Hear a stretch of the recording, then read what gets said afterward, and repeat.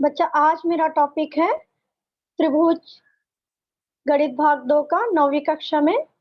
अच्छा, प्रश्न संग्रह 3.1 से आज हमारा सवाल रहेगा क्वेश्चन नंबर 9, क्वेश्चन नंबर 8, 9 और 10।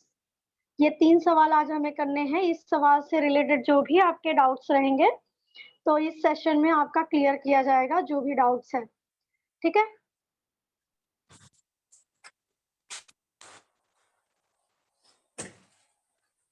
तो बच्चा आज हमारा जो भी यहाँ पे अगर आप देखोगे तो 3.1 का गणित भाग 2 का त्रिभुज चैप्टर है 3.1 का। आज हमारा क्वेश्चन नंबर 8, 9 और 10 ये 3 सवाल हम इस सेशन में कंप्लीट करने वाले हैं। ठीक है, इसके पहले आपका क्वेश्चन सभी हो गए होंगे 1 से लेके 7 तक, और आज हमारा 8, 9 और 10 चालू होने वाला है। तो बच्चा इस सवाल की तरफ पहले देखेंगे क्वेश्चंस क्या है, पहले क्वेश्चन समझने की कोशिश करेंगे और उसके बाद हम ये सवाल को हल करने वाले हैं। तो आप देखेंगे बच्चा, यहाँ पे मैं क्वेश्चन की तरफ चलती हूँ। सबसे पहले क्वेश्चन में अगर आप देखिए तो बच्चा आपको यहाँ पे दिया हुआ है 3.1, ये अपना आकृति 3.1 है। रेखा ए बी समांतर है सी डी के, तो रेखा ए बी समांतर है सी डी के, और ये पी क्यू उनकी तिर्यक रेखा है। पी क्यू क्या है? तिर्यक रेखा है।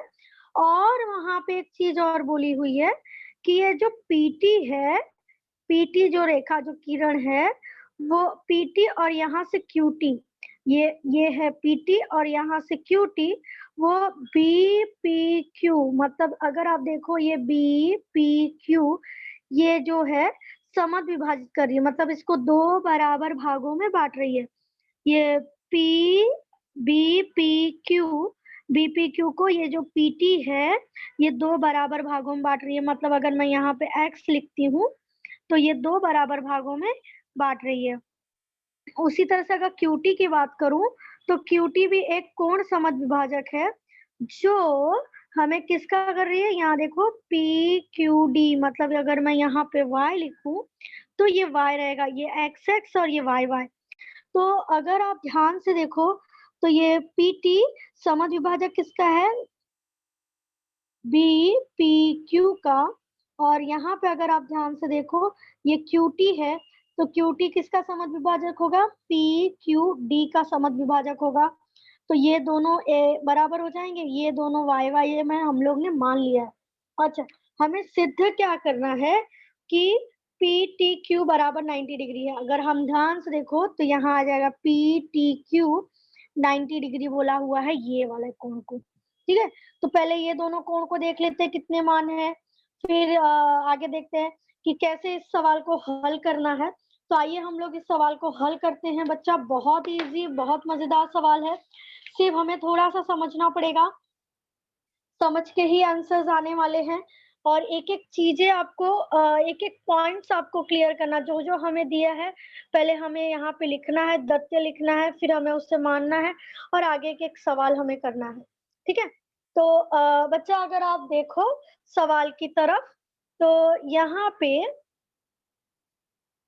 अगर आप दिख रहा है तो ये जो है बी पी टी, ये बीपीटी मतलब अगर ये एरिया अगर आप देखो तो यहाँ पे अच्छे से ध्यान दोगे तो यहाँ पे मैं कैमरा लेके जा रही हूँ, यहाँ पे बीपीटी मतलब ये वाला एरिया। ठीक है, बीपीटी ये वाला एरिया मतलब ये पूरा एरिया। ठीक है, ये किसके बराबर होगा? किसके बराबर होगा? टी पी क्यू के बराबर होगा, मतलब ये वाला एरिया। ये 2 बराबर भागों में समद्विभाजित कर रहा है, तो क्या होगा? बी पी टी क्यू भी समद्विभाजित कर रहा है क्योंकि यहाँ पे लिखा है किरण पी टी ये बी पी क्यू का क्या है? समद्विभाजित करती है, मतलब 2 बराबर भागों में बांट रही है। ये जो पी और टी जो किरण है ये 2 बराबर भागों में क्या कर रही है? बांट रही है। तो नाम लिखने का तरीका बच्चा बहुत ध्यान से लिखना। कैसे लिखना है? अगर मुझे पी बीच में लेना है तो मैं क्या लिखूंगी? बी पी टी बराबर है या सर्वांग सम है, किसके सर्वांग सम है, टी पी क्यू के। देखोगे आप दोनों में पी और पी बराबर बीच में आया क्योंकि हम लोग ने कोण पी लिया हुआ है, ठीक है। उसके नेक्स्ट में माना कि बीपीटी और बराबर है टीपीक्यू एक्स माना है, हम लोग ने ये क्या किया है, एक्स माना हुआ है, ठीक है, एक्स मान लिया हम लोग ने। अच्छा, उसी ये तो हमें दिया हुआ था कि ये जो पीटी है ये बीपीक्यू को समविभाजित करती है, हमने एक लिख लिया, ये हमारा पहला स्टेप्स हो गया जो हमें दिया हुआ था क्वेश्चन में, ठीक है। हमने क्या किया, ये दोनों बराबर किया, तो ये जो पीटी किरण से जो बीपीक्यू को समविभाजित करता था, तो पी बी पी टी और टी पी क्यू ये दोनों एक दूसरे के बराबर होंगे और उसको क्या मान लिया, एक्स मान लिया, क्या मान लिया, एक्स। अभी इसी तरह से देखो बच्चा, अभी क्यू टी किसको विभाजित कर रहा है, पी क्यू डी को। पहले देख लेते हैं क्यू टी किधर है और पी क्यू डी किधर है। तो ये क्यू टी है, विभाजित किसको कर रहा है, पी क्यू डी को कर रहा है, मतलब ये बड़े वाले त्रिभुज को क्या कर रहा है, विभाजित कर रहा है। तो हमने इसे एक्स एक्स माना है, तो बच्चा हम इसे वाई मान के देखते हैं, ये वाई है हमारा, इसको वाई मान के देखते हैं, ठीक है ना। तो ये वाई रहेगा। अभी हमें नाम लिखने का तरीका, अगर आप देखोगे तो यहाँ से अगर मुझे ये क्यू बीच में रखना है और मुझे ये वाला एरिया चाहिए, तो मैं क्या लिखूंगी, पी क्यू टी बराबर है टी क्यू डी के। देखो क्यू दोनों में बीच में आया है, देखो फिर से यहाँ से पी क्यू टी मतलब ये वाला एरिया, ये वाला एरिया, ठीक है, ये वाला एरिया, और यहाँ क्यू टी डी मतलब ये वाला एरिया। तो ये दोनों क्या है, बराबर है। किरण क्या है, क्यू टी, ये पीओडी को क्या कर रही है, समविभाजित कर रही है। ये दोनों हमें क्वेश्चन में दिया था। माना कि पी क्यू डी और टी क्यू डी बराबर वाई, ये हमने इसको एक्स माना था पहले वाले को, और दूसरे वाई को क्या मान लिया, वाई मान लिया। तो बच्चा ये तो हमें क्वेश्चन में दिया हुआ था कि यहाँ PT J P BP Q को विभाजित कर रही है और ये Q T P Q D को विभाजित कर रही है। तो हमने एक्स्ट्रा क्या ऐड किया कि अगर ये दोनों कोण बराबर है तो इसको x मान लिया, अगर ये दोनों कोण बराबर है तो इसको क्या मान लिया, y मान लिया। अभी आगे का सवाल देखते हैं किस तरह से किया है। आगे देखोगे बच्चा, तो रेखा ए बी समांतर है सी डी के। रेखा ए बी देख रहे हो, समांतर क्या होता है, एक लाइन से जा रही है बराबर, उसके नीचे ही समांतर का मतलब यही होता है, पिछले कक्षा में आपको पढ़ाया गया है समांतर रेखाएं, ठीक है। तो ए बी समांतर है सी डी के, और ये जो पी और क्यू है उसकी तिर्यक रेखा है, क्या है, तिर्यक रेखा है। अभी तिर्यक रेखा है तो बच्चा बहुत सारे इसमें कोण बनते हैं, पर हमें सिर्फ अंतः कोण का काम है, क्यों काम है वो भी देख लेते हैं। अगर यहाँ पे देखो बच्चा, अभी ये ए बी है और ये सी डी है और इसकी पी क्यू क्या है, तिर्यक रेखा है। तो यहाँ पे देखोगे बी पी क्यू मतलब ये वाला कोण, ये पूरा बी पी क्यू, और दूसरा कौन सा कोण बन रहा है, कोण बन रहा है पी क्यू डी मतलब ये वाला कोण, ठीक है। ये दोनों कोण अंतः कोण होंगे क्योंकि 180 अंश है, अंतः कोण होंगे मतलब अंदर वाले कोण है, क्या है, अंदर वाले कोण है, तो ये 180 रहेंगे। अच्छा लेकिन बच्चा आप देखोगे यहाँ पे बी पी क्यू में दो कोण है, जो हम लोग ने पहले ही लिखा हुआ है, एक्स माना है। अगर यहाँ पे देखो पी क्यू डी में भी दो कोण है, जिसे हमने y माना था, इसे क्या माना था, x माना था, इसमें दो कोण थे। बी पी क्यू में दो कोण थे जिसे हमने x माना था, और पी क्यू डी में y माना है, इसमें भी दो कोण है, उसे क्या माना है, y। तो अभी आप अगर ध्यान से देखो, बी पी क्यू में हमने दो कोण माना था, ठीक है, ये बी पी क्यू में हमने दो कोण बराबर किए थे जिसे x माना था। तो बी पी क्यू की जगह पे हम ये लिख देंगे बीपीटी, देखेंगे यहाँ पे ड्राइंग में भी देख लेते हैं कैसे लिखा, बीपीक्यू में दो कोण है, पहले क्या लिखेंगे, बीपीटी लिखा हुआ है प्लस टी क्यू बी ये भी लिखा हुआ है, ठीक है। अभी पी क्यू डी देखेंगे। पी क्यू डी में दो कोण है, एक ये वाला एक ये वाला, तो लिखने का तरीका क्या रहेगा, बी क्यू टी। अगर आप देखोगे B P Q D B P Q D और यहाँ पे लिखेंगे टी क्यू डी, मतलब ये वाई वाई है, ठीक है। तो ये दोनों को एक्स एक्स माना था, तो इधर से एक्स मिला, इधर से एक्स मिला, क्योंकि हमने यहाँ माना हुआ था एक्स। अच्छा, ये पी क्यू टी और टी क्यू डी को भी हमने वाई वाई माना हुआ है। अगर आप यहाँ पे देखेंगे वाई वाई माना है, तो इधर कितना हो जाएगा 2x, इधर कितना हो जाएगा 2y, और इधर क्या हो जाएगा 180। तो बच्चा इस तरह से देखोगे, हमने पहले शुरुआत की जो सवाल दिया था बी पी क्यू से, जिसमें पीटी क्या थी, समद्विभाजक थे, उसको दो कोण दिए थे, समद्विभाजक में दो कोण मिले जिसको हमने एक्स माना। उसके बाद हमने क्या किया, क्यूटी कोण समद्विभाजक था, किसका था, पी क्यू डी का था, ठीक है, जिसको हमने दो कोण मिले हमने वाई माना। फिर हमने ए बी समांतर है सी डी के, और पी क्यू क्या है, उसकी तिर्यक रेखा। फिर हमने क्या बोला कि बी पी क्यू यह अंतःकोण है, और यहाँ पी क्यू डी यह अंतःकोण है। इसमें हमने 180 बोला, क्योंकि अंतः कोणों का मापों का योगफल कितना होता है 180। पर इसमें बी पी क्यू में दो कोण दिए हुए थे, तो दोनों कोण के नाम लिखे। इधर भी दो कोण दिए थे, दोनों कोण के नाम लिखे। यहाँ पे हमने दोनों कोण को एक्स माना था, तो एक्स एक्स लिखा। यहाँ पे भी वाई वाई माना था, तो वाई वाई लिखा, तो 2x 2y बराबर 180। इसके आगे बच्चा हम सवाल देखते हैं। ड्राइंग देखो वही है। यहाँ पे अगर आप देखो तो दो कॉमन निकाला है, दो कॉमन निकाला, x प्लस वाई बराबर 180। ये रिलेशन गुणे का है, तो कहाँ जाएगा, बटे के हर में। तो दो से अगर कट किया तो कितना आएगा 90। तो x प्लस वाई बराबर कितना आ गया 90। मतलब आप समझो कि इसको अगर मैं बहुत अच्छे से ये करूं,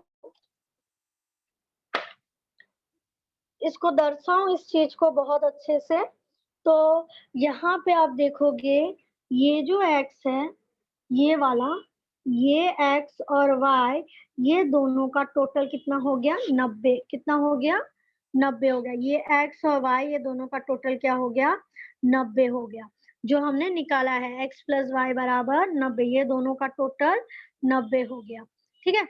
अभी हमें आगे देखना है त्रिभुज PTQ, मतलब PTQ की किसकी बात चल रही है, ये हो गया P, ये हो गया P, अगर आप देखो ये हो गया P, ये हो गया T और ये हो गया Q। मतलब हमें ये त्रिभुज की बात चल रही है, ठीक है।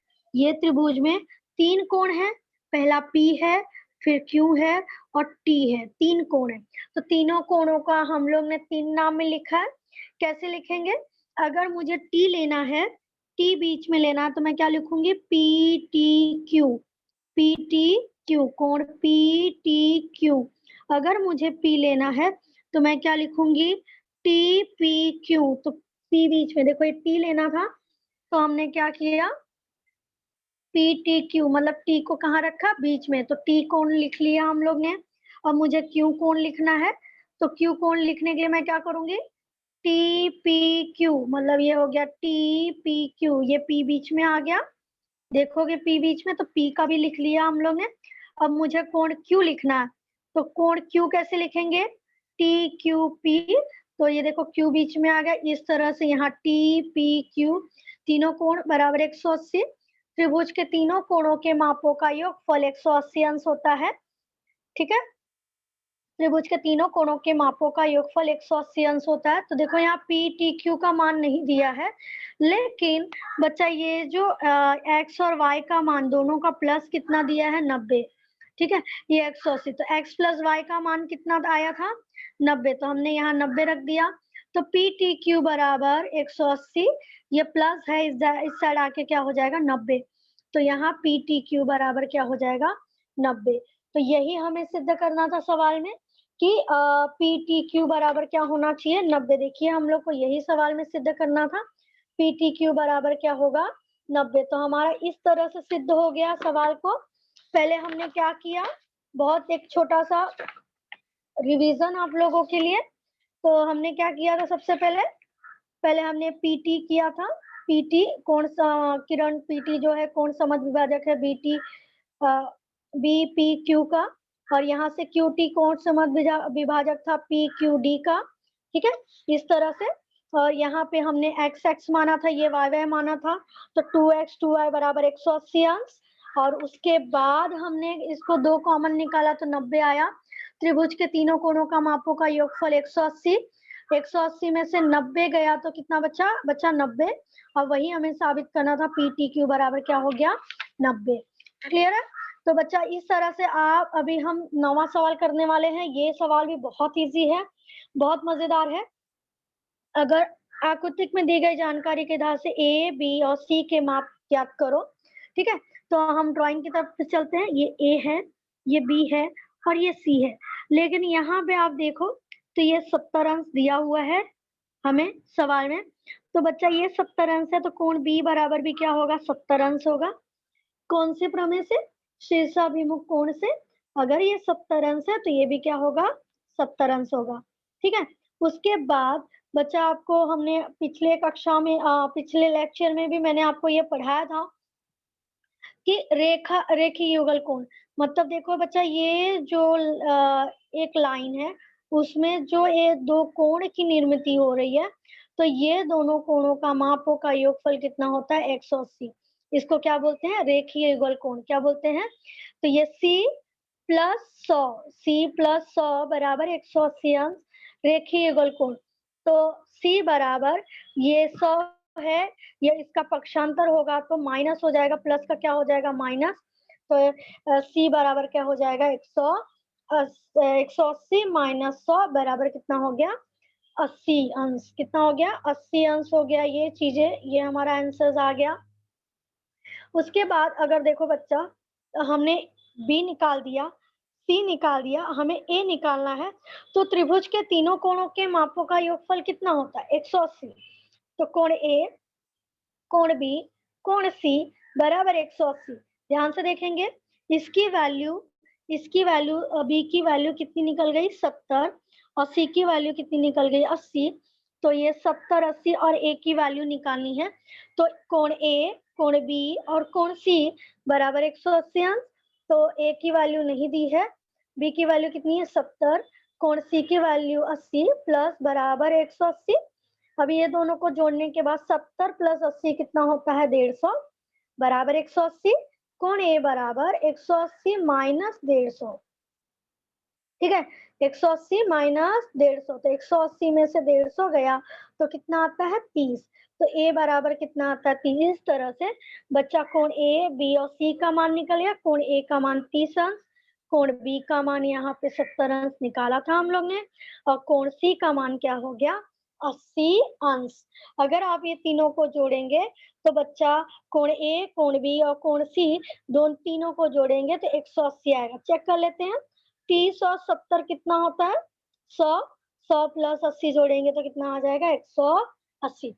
कभी भी याद रखना बच्चा, त्रिभुज के तीनों कोणों के मापों का योगफल 180 अंश होता है, 180 अंश होता है।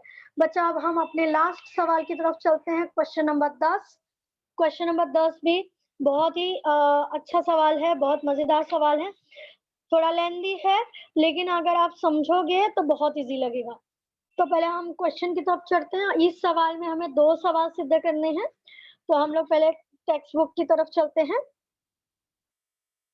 यहाँ अगर आप देखो तो 3.13 डीई, ड्राइंग में देखेंगे डीई और ये जीएफ एक दूसरे के समांतर हैं। हाँ, और आगे क्या बोला है, ईजी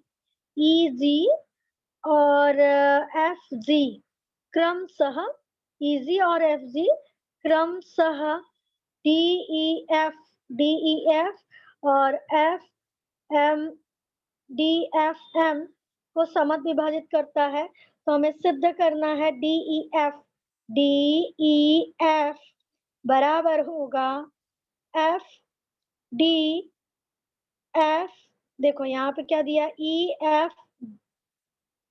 ई डी एफ के बराबर होगा, पहले हमें ये दोनों सिद्ध करना है, उसके बाद ई एफ बराबर होगा एफ जी के। तो ये दो चीजें सिद्ध करनी है सवालों में, तो हमें दो, इसलिए ये सवाल थोड़ा सा लेंदी है, तो सिद्ध करना है। अच्छे से पहले देख लेते हैं क्या है। यहाँ पे हमें दिया है डीई और जी एफ, ये एक दूसरे के समांतर हैं, और हमें दिया है, ध्यान से देखेंगे सवाल का, डी एफ ये, और आगे देखेंगे डी एफ एम ये समद्विभाजित। देखो यहाँ पे मैंने यहाँ डॉट डॉट लगाया, यहाँ क्रॉस क्रॉस लगाया है, तो ये करना है। और आगे हमें यहाँ पे दिया हुआ है कि डी ई जी, ये देख रहे हैं, डी ई जी मतलब ये वाला कोण किसके आधा होगा, आधा किसके होगा, ई डी एफ के, ई डी एफ के आधा होगा, ये सिद्ध करना है। तो पहले देखते हैं, एक एक सवाल की तरफ चलते हैं। हमें जो जो दिया है पहले वो चीजें हम लोग लिखते हैं, उसके बाद जो जो चीज दी है उसके बाद जो जो चीज दी उससे रिलेटेड हम सारी चीजों को यहाँ हल करते हैं। उत्पत्ति में आप देखोगे बच्चा, डी ई जी, डी ई जी देखेंगे, यहाँ पे ध्यान से देखोगे, डी ई जी मतलब ये वाला, यहाँ पे डी ई जी मतलब ये वाला कोण, ये वाला जिसे मैंने डॉट बनाया है, डी ई जी ये वाला, ये पूरा गया, ये वाला कोण जो है किसके बराबर है, जी ई एफ, जीई मतलब ये वाला कोण।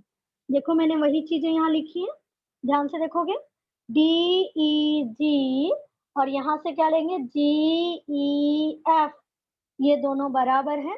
किरण जो ई और जी है वो डी एफ को क्या करती है, समद्विभाजित करती है। तो ये जो दो कोण है, ये जो पहला कोण और ये है जो दूसरा कोण है, इसको हमने क्या मान लिया, एक्स मान लिया। क्या मान लिया, एक्स। तो डी ई एफ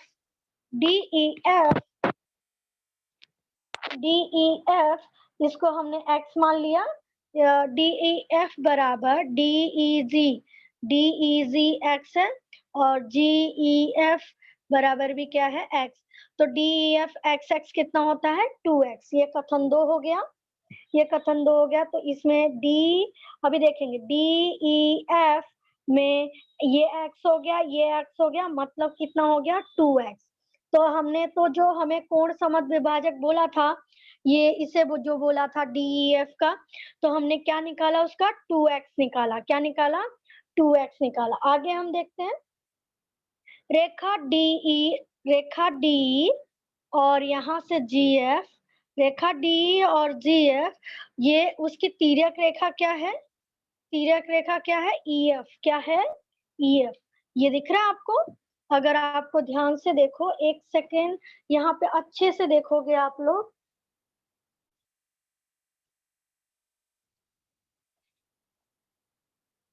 यहाँ पे अगर आप ध्यान से देखो, ये रेखा और ये रेखा, ये वाली रेखा, ठीक है, ये डीई और जीएफ ये एक दूसरे के समांतर है, और इनकी तिर्यक रेखा क्या होगी, ईएफ मतलब ये वाला, ठीक है। ये दोनों समांतर हैं और ये इसकी क्या हो गई, तिर्यक रेखा। अब इसमें बच्चा अभी कोण मिलेंगे, एक ये वाला कोण मिलेगा और एक ये वाला कोण मिलेगा, जिसको बोलते हैं संगत कोण। क्या बोलते हैं, संगत कोण। तो अगर आप देखोगे यहाँ पे डी ई एफ बराबर होगा, क्या होगा, किसके बराबर होगा, जी एफ एम के, डी एफ बराबर होगा जी एफ एम के। क्या होगा, ये संगत कोण। क्या है, संगत कोण। अगर डी ई एफ का मान देखोगे, यहाँ डी एफ का मान कितना है, 2x, तो जी एफ एम का मान भी क्या हो जाएगा, 2x हो जाएगा। क्यों, क्योंकि ये दोनों एक दूसरे के बराबर है, संगत कोण के नियम से ये संगत कोण बन गया। अगर ये दो रेखा समांतर हैं और EF तिर्यक रेखा है, तो ये वाला कोण ये वाले कोण के क्या हो जाएगा, बराबर हो जाएगा। ठीक है, तो DEF का मान अगर 2x है तो GFM का भी मान क्या हो जाएगा, 2x।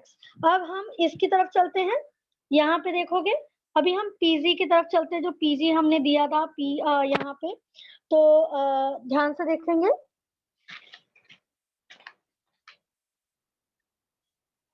यहाँ पे अगर आप देखो FG, ये आपको जो FG दिख रहा है, FG ये भी दो कोण को समद्विभाजित कर रहा है। किसको कर रहा है, DFM को कर रहा है। तो वो DFM में भी दो कोण बन रहे हैं, जिसको यहाँ पे देखेंगे। तो ये जो कोण है FG कोण को समद्विभाजित कर रहा है, किसको किसको कर रहा है वो भी देख लेते हैं। DFG ये वाला कोण, और क्या है GFM, तो GFM ये भी है ये वाला कोण। तो ये DFG और GFM ये दो कोणों को समद्विभाजित कर रही है। कौन सा किरण है, FG किरण जो है DFM को क्या कर रही है, समद्विभाजित कर रही है। ठीक है, तो अगर आप देखो DFM में दो कोण है, एक कोण कौन सा है, एक DFG है और GFM है। तो ये क्या हो गया 2x और ये क्या हो गया 2x। ठीक है, ये 2x हो गया। ठीक है, ये दोनों 2x हो गए। तो ये देखेंगे आप लोग यहाँ पे, ये 2x है, ये 2x है, तो कितना हो गया 4x। तो DFM की वैल्यू, मतलब अगर ये दोनों की वैल्यू देखा जाए, ये जो हमने ये, तो ये कितना हो गया 4x हो गया। क्या हो गया 4x हो गया। और इधर का हमने कितना निकाला था, DEF की वैल्यू कितनी निकाली थी, 2x निकाली थी। ये 4x और ये 2x। अगर यहाँ पे देखो तो बहिष्कोण का नियम से अच्छे से देखोगे तो DFM ये किसका बहिष्कोण होगा, DEF का बहिष्कोण होगा, ये वाला कोण। अगर मैं यहाँ पे आपको एक्सप्लेन करूं तो ये रेखा, ये जो बहिष्कोण है इसका नाम बोल देती हूँ DFM। ये किसका होगा बहिष्कोण, DEF का त्रिभुज का बहिष्कोण क्या होगा, DEF त्रिभुज का बहिष्कोण होगा। तो इसमें क्या होता है बच्चा, बहिष्कोण का क्या प्रमेय होता है, बहिष्कोण का प्रमेय होता है कि अगर DFM ये दो कोणों के योगफल के बराबर होता है, इसका जो योगफल है, ये D और E के बराबर होता है, दोनों के टोटल के बराबर होता है। तो यहाँ पे देख लेते हैं, ये DFM का वैल्यू कितना निकाला हम लोग ने 4x। ठीक है, और इसका ये दोनों की वैल्यू हमने कितनी निकाली थी 2x, कितनी निकाली थी 2x। तो यहाँ पे क्या हुआ कि EDF बराबर 2x, यहाँ पे यहाँ 2x आ गया। फिर से देखते हैं अच्छे से, दूरस्थ अंश कोण में पहले क्या दिया DFM, तो DFM ये वाला कोण, हम दूसरा ये नाम लिखते हैं D और E। ये D और E लिखने का तरीका क्या लिखेंगे, EDF जिसमें D बीच में है, और यहाँ पे DEF जिसमें E बीच में है। ठीक है, तो DEF और DEF ये जो दिख रहा है EDF, यहाँ पे EDF और DEF, यहाँ पे इसकी वैल्यू यहाँ पे 4x है, यहाँ पे कितना है 2x। तो 4x माइनस 2x तो कितना हो गया 2x। तो अगर यहाँ पे देखेंगे बच्चा इसको, तो EDF बराबर 2 गुणे DEF, तो बच्चा ये रिलेशन गुणे का है, तो कहाँ जाएगा बटे के हर में। तो ये गया, ये बटे के हर में जाएगा। तो यहाँ पे क्या आ जाएगा DEG बराबर 1/2 EDF। अगर ये, तो ये हमारा ये पहला सिद्ध हो गया, जो इतना हम लोग ने बहिष्कोण प्रमेय जो लगाया, तो ये हमारा पहला सिद्ध हो गया। आगे हम दूसरे चीजों की तरफ चलते हैं। यहाँ पे रेखा DE और GF, रेखा DE समांतर है GF के, रेखा EG इसकी तिर्यक रेखा है। पहले देख लेते हैं क्या है। यहाँ पे यहीं पे ही ड्राइंग मैं बना दे रही हूँ। तो इसको देख लेते हैं।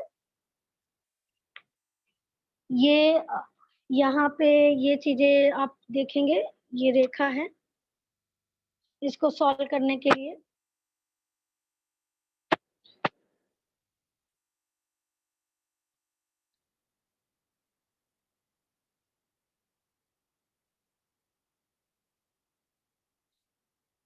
ठीक है, ये डॉट डॉट, ये एक्स एक्स, अभी यहाँ पे डी ई, यहाँ पे एफ, यहाँ पे एम और यहाँ पे जी, ठीक है।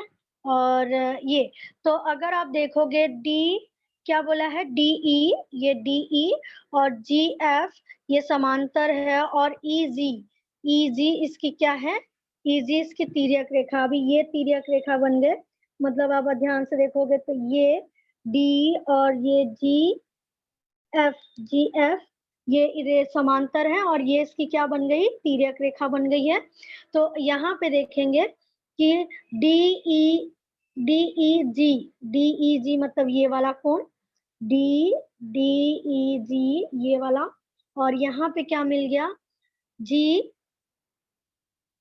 एफ जी ई मतलब ये वाला कोण, ये वाला कोण। तो ये एक एकांतर कोण बनाता है। देखो ये z आकृतिक बन रही है, ये एकांतर कोण बनाता है, इसकी वैल्यू x है, तो एफ जी ई की वैल्यू क्या हो जाएगी, x हो जाएगी कथन 6 से। तो बच्चा अगर आप देखो तो एफ जी और एफ ई जी, ये अगर आप यहाँ पे देखोगे, ये हमें एक त्रिभुज बन रहा है, एक त्रिभुज मिल रहा है। इसमें हमें दो भुजाएं, दो कोण सर्वांग है, तो इनके अगर दो कोण सर्वांग हो जाएंगे तो इनकी दो भुजाएं भी सर्वांग हो जाएंगी। ये समद्विबाहु त्रिभुज के प्रमेय से है। तो इनकी दो भुजाएं कौन कौन सी सर्वांग होंगी, पहले वो देख लेते हैं। हमें ये कोण दिख रहा है, हमने क्या लिखा है, एफ ई और जी, एफ ई जी, इसमें दो कोण सर्वांग होंगे, एक जी वाला सर्वांग सम होगा, एक ई वाला सर्वांग सम होगा। क्यों, वह यहाँ पे हमने सिद्ध किया हुआ है।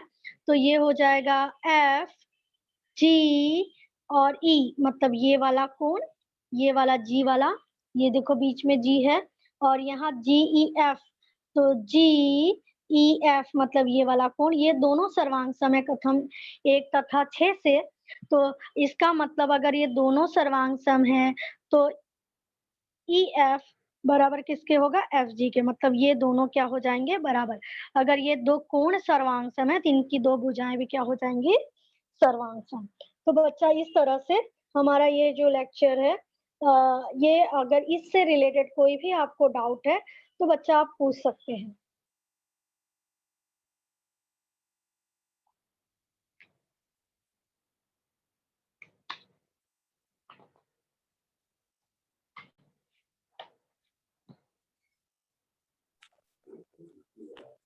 मैम, हाँ बोलिए, बोलिए। 8वें का बताइए ना। बच्चा आपको 8वें में क्या नहीं समझा,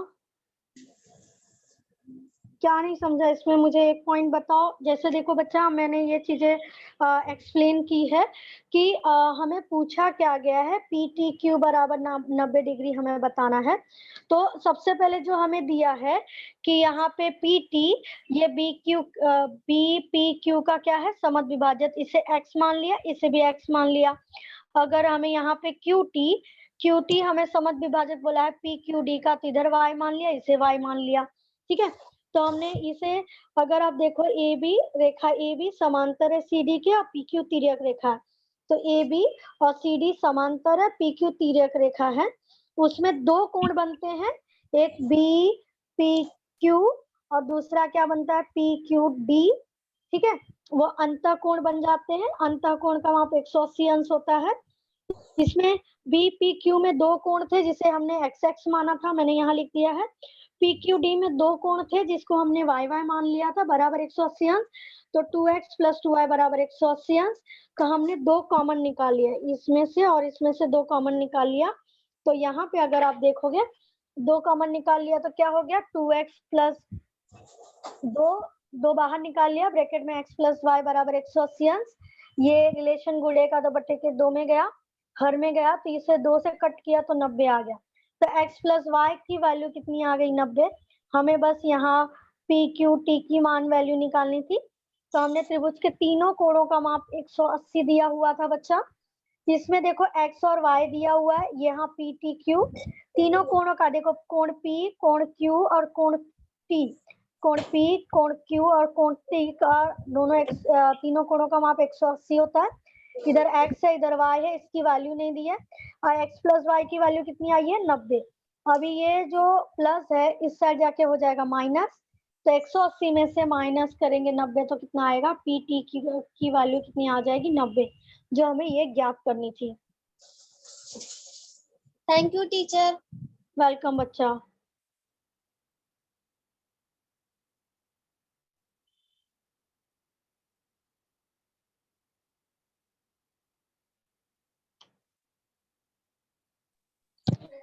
हेलो हेलो, बोलिए बोलिए।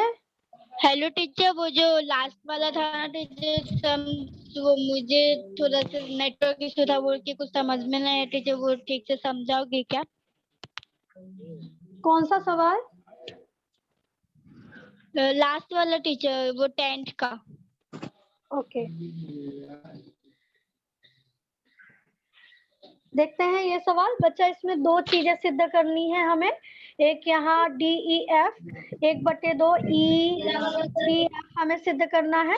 तो सबसे पहले जो हमें दिया है कि ईजी जो है, हमें डी एफ का ध्यान से देखेंगे, ई जी अगर दिख रहा है, ई और जी, ये हमें डी ई एफ का कोण समद्विभाजक है। तो इसमें 2 कोण मिलते हैं हमें, एक कौन सा मिलता है, एक DEG मिलता है और दूसरा DGF मिलता है, जिसे हमने x मान लिया है। ये DEF का कितना होता है, इसमें देखो DEF में 2 कोण मिलते हैं बच्चा, जिसे हमने x मान लिया, इसे भी x माना, इसे भी x माना, तो x कितना होता है 2x। ये कथन क्या हो गया 2। अब हमने सिद्ध करना है कि DE और यहाँ GF, ये EG का क्या है, तिर्यक रेखा है, EF इसकी तिर्यक रेखा है। तो अगर तिर्यक रेखा हो जाएगी तो यहाँ पे देखोगे DEF, ये वाला कोण DEF सर्वांगसम होगा, किसके सर्वांगसम होगा, GFM के सर्वांगसम होगा, क्योंकि संगत कोण है। जैसे ही दो समांतर रेखा एक तिर्यक रेखा जब उसको कट करती है, तो ये रेखा के क्या हो जाएगा, समांतर हो जाएगा। अगर DEF का वैल्यू अगर 2x है तो GFM का भी वैल्यू कितना हो जाएगा 2x। अभी हमें और दिया हुआ है कि GF ये DFM का क्या है, कोण समद्विभाजक है। GF ये DFM का क्या है, तो ये दोनों जो कोण है, ये 2 कोण भी क्या हो जाएंगे, एक दूसरे के सर्वांगसम हो जाएंगे। क्या हो जाएंगे, सर्वांगसम। तो अगर बच्चा आप यहाँ पे देखोगे तो इसकी वैल्यू DFM में 2 कोण बनता है, DFG और GFM। तो यहाँ पे देखेंगे ये 2 कोण बनता है, जिससे 2x हमें दिया हुआ है, तो कितना हो गया, DFM की वैल्यू कितनी हो गई 4x। अब यहाँ पे मैंने आपको एक्सप्लेन किया हुआ है, मैंने इस चीज को ड्राइंग मैंने यहाँ पे आपको ड्रॉ करके बताया कि बच्चा यहाँ पे अगर ये कोण देखोगे DFM, कोण DFM, ये त्रिभुज DEF का बहिष्कोण है, मतलब बाहर वाला कोण है। ये DEF एक त्रिभुज है, इसका बाहर वाला कोण क्या है, DFM है, ठीक है। तो इसमें अगर आप देखोगे तो कोण D और कोण E किसके बराबर होगा, DFM के बराबर होगा, दूरस्थ अंतः कोण के प्रमेय से। बच्चा आप ध्यान से देखोगे इस सवाल को, ध्यान से देखोगे, ठीक है।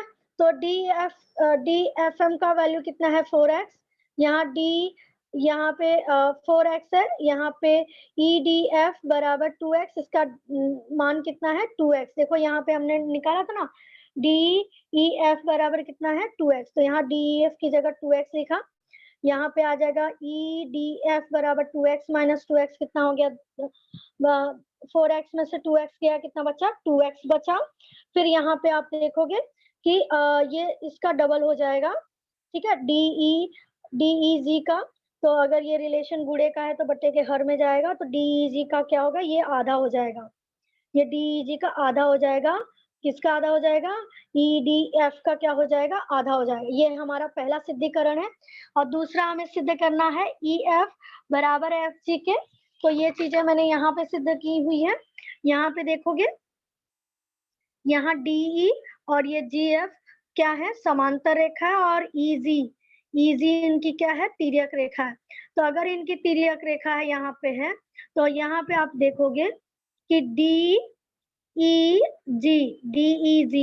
और यहाँ से लिखोगे FGE, ये दोनों सर्वांग सम हो जाएंगे कातर कोण की प्रमेय से। इसकी वैल्यू x मानी हुई है, तो FGE भी क्या हो जाएगा, x हो जाएगा। तो ये दोनों x हो गए।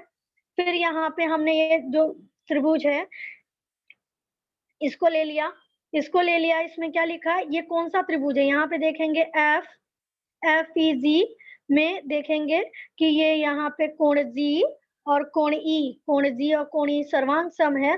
तो समद्विबाहु त्रिभुज के प्रमेय से EF सर्वांग सम होगा FG के। ठीक है, ये क्या हुआ, समद्विबाहु त्रिभुज के प्रमेय से।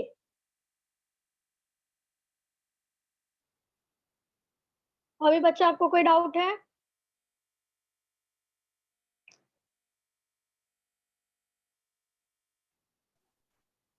Hello teacher. हाँ बोलो। टीचर 8वें का बताओ ना।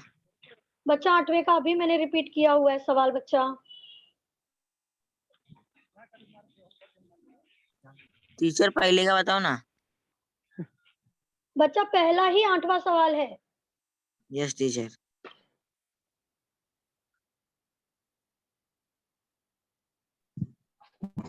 टीचर हाँ बोलो बच्चा। 9वें का सवाल बताओ ना। बच्चा 9वें में आपको क्या नहीं समझा, क्या नहीं समझा बच्चा आपको इसमें? टीचर जो आपने बताया था ना, तो मेरा स्क्रीन रुक गया था और आवाज अटक अटक के आ रहा था, तो आपने क्या समझाया वो मुझे कुछ समझ नहीं आया। ठीक है, अभी हम लोग फिर से सवाल बच्चा ये देख लेते हैं। कोण A, कोण B और कोण C हमें ज्ञात करना है। आप ड्राइंग में ही देखिए, हमारे सवाल में ही जवाब दिया हुआ है। ये 70 अंश है, तो कोण B बराबर भी 70 अंश हो जाएगा, जिसे हमें बोला है शीर्षाभिमुख कोण। बच्चा ये जब कोण जब यहाँ पे जो कॉर्नर का जो हमें कॉर्नर का पार्ट मिलता है ये 70 अंश है, तो कोण B बराबर भी क्या हो जाएगा, 70 अंश हो जाएगा। ठीक है, तो B की वैल्यू कितनी निकल गई, 70 अंश निकल गई। अभी आप यहाँ पे देखोगे ड्राइंग में, तो यहाँ 100 दिया है और यहाँ पे C दिया हुआ है। तो यहाँ पे देखोगे एक रेखा पे दो कोण की निर्मित हो रही है। ये दो कोण हो गए जिसमें 100 दिया है और C दिया है, तो ये रेखीय युगल कोण बन गया। कोण C बराबर 100, कोण C प्लस 100 बराबर 180, जिसे रेखीय युगल कोण कहा जाता है। तो कोण C बराबर 180, ये प्लस है बच्चा, इस साइड जाके क्या हो जाएगा, माइनस हो जाएगा। तो 180 माइनस 100 कितना होता है, 80 अंश हो जाता है। ठीक है, 180 में से 100 घटाया कितना हो गया, 80 अंश हो गया। तो बच्चा इस तरह से हमें कोण B की वैल्यू कितनी निकल गई, 70 निकल गई। ठीक है, कोण C की वैल्यू कितनी निकल गई, 80 निकल गई, रेखीय युगल कोण का जो नियम लगा है। अभी हमें ये चीजें मालूम है कि त्रिभुज के तीनों कोणों के मापों का योगफल कितना होता है, 180 अंश। ठीक है, तो कोण A, कोण B और कोण C, कोण A प्लस कोण B प्लस कोण C बराबर 180 अंश।